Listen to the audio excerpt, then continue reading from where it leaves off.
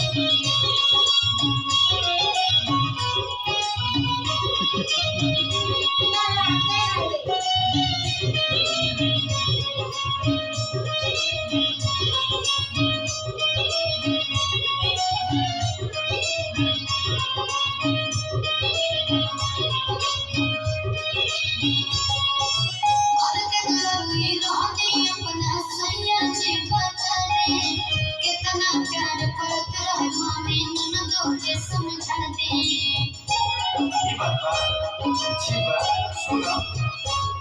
तू कहानी भर बाड़ू धनिया क्यों से जो बना रही हो चुपचाप हक सब सह करो हम तो लाज बचाई हो केहू तिरछा तकनी को है केहू बात पकनी को है कुछ को है हो ऐसैया ऐसैया देवरा मन रखनी को है ननदी तो फेकनी को है सास कौआ हकनी को है ऐसैया देवरा मन रखनी को है ननदी तो फेकनी को है सास कौआ हकनी को है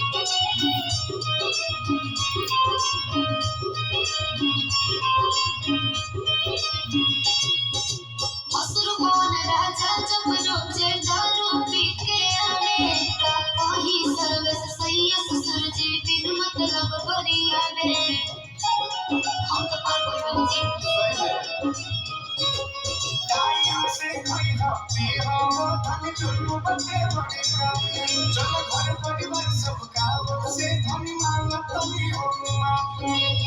केहू कान फुकनी को है केहू हमके फुकनी को है कुछ को है हो ऐसैया ऐसैया देवरा मन रखनी को है ननदी तो